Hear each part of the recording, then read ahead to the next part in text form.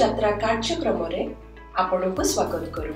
ଆସନ୍ତୁ ଆମେ ପାଳକ ପ୍ରେମାଶିଷ ସତମାଙ୍କ ଦ୍ୱାରା ଲିଖିତ ଆଜିର ଡିଭୋସନ ବିଷୟରେ ଚର୍ଚ୍ଚା କରିବା।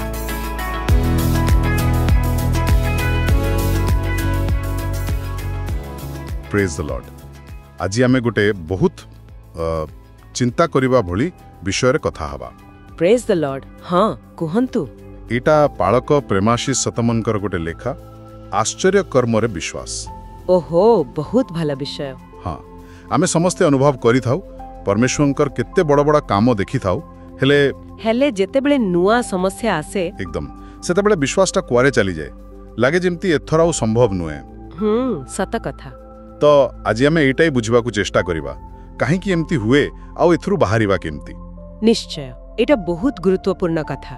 लेखाटा आरंभ होउछि मार्क 6:52 पदरु। अच्छा हाँ सेठी शिष्य मानंक विषय कुहा जाइछि। माने सेमाने रुटीर घटनाटा बुझी पारले नै कारण कोन ना सेमानंकु हृदय जड़ होई जाइथिला। हाँ हृदय जड़ होवा एहार माने एते बड़ आश्चर्य काम 5000 लोकंकु खुआइबा देखि सारी भी ठीक तापरे परे आउ गोटे परिस्थिति रे सेमाने विश्वास रखि पारले नै। एटा खाली सेमानंक कथा नुहे बुझिले एटा आम समस्तंक सह हुए।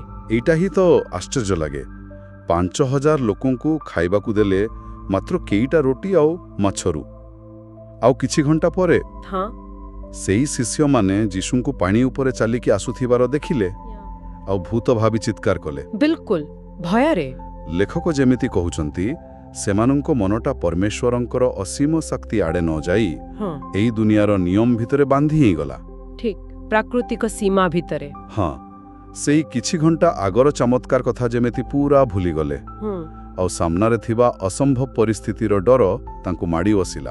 ए जो हृदय जड़ हेबा कथा अछि ना एहार अर्थ बहुत गभीर। अच्छा एटा खाली मने न पकेइबा नुहे। अच्छा एटा हेला माने परमेश्वरंकर शक्ति प्रति तांको काम करिबा तरीका प्रति हमर संवेदनशीलता कमी जिबा गोटा प्रकार आध्यात्मिक बधिरता भଳି।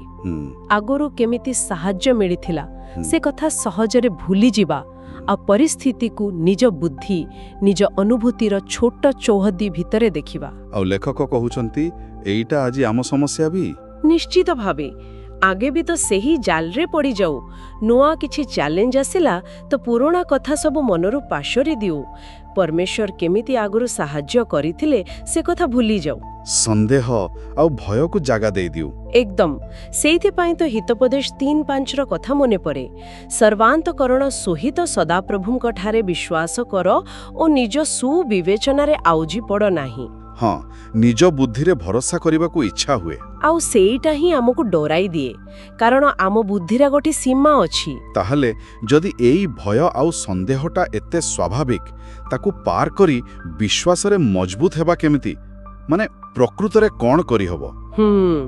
खाली विश्वास कर कहिले तो हेबनी लेखारे किछि बाटो देखा जाइछि कि। हाँ हाँ लेखा गोटे बहुत स्पष्ट आउ कामिका उपाय कहूछि सेइटा हेला प्रतिदिन। प्रतिदिन हाँ प्रतिदिन नियमित भाबरे परमेश्वरंक वाक्य उपरे ध्यान देबा ताकू पढ़िबा मनन करिबा। एटा खाली गोटे रूटीन काम नुहे ताले ना बिल्कुल नुहे एटा गोटे सक्रिय प्रक्रिया जेमिति रोमियो 10:17 रे लेखा अछि विश्वास श्रवणरु जात हुए ओ श्रवण ख्रीष्टंक वाक्य द्वारा हुए।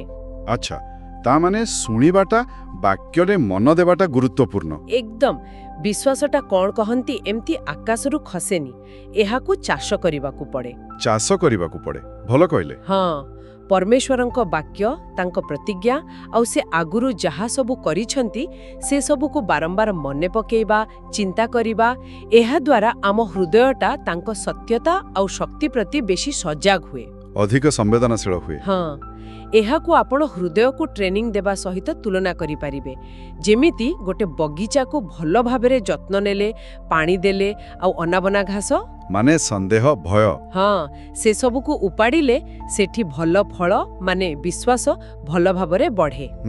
सेमिति परमेश्वरंक वाक्य रूपक पानी रे जदि आमे प्रतिदिन आम हृदय को सिंचन करिबा ताहले संदेहर चेर दुर्बल हेबो आ विश्वासर चेर मजबूत हेबो। एटा गोटे बहुत शक्तिशाली चित्र बगीचार जत्न नेबा भଳି।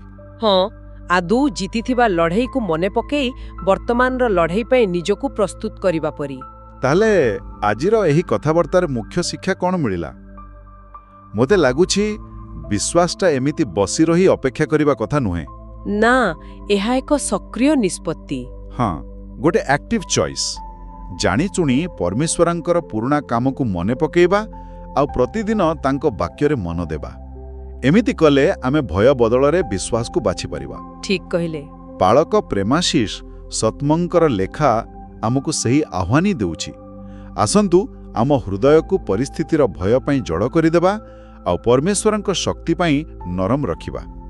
आ पुणी थरे तांकर आश्चर्य काम देखिबा को आशा रखिबा। आ ए आलोचना शेषरे समस्तंक पई गोटे प्रश्न छाड़ी जिबाकू चाहिबी। हाँ, निश्चय। आजी एई मुहूर्तरे जणे व्यक्ति निज हृदय को विश्वास पाई टिके अधिक नरम करिबाकू आ हुए तो गोटे छोट कथारे हेउ पछे परमेश्वरंकर आश्चर्य काम पाई आशा बांधिबाकू केउ गोटिए माने वास्तविक पदक्षेप नहीं पारिबे? कौन से प्रथम स्टेप होई पारे? बहुत गंभीर प्रश्न। Praise the Lord. आज आत्मिक यात्रा कार्यक्रम रे जोग देबा पई धन्यवाद। जेउठी आमे प्रतिदिन परमेश्वरंको वाक्य आलोचना करूछु। जदि एही कार्यक्रम आपनको आशीर्वाद देई अछि तेबे एहाकू आपना फैमिली आउ फ्रेंड्स व्हाट्सएप ग्रुप रे शेयर करंतु। आसंता काली पुणी देखा हबा। धन्यवाद।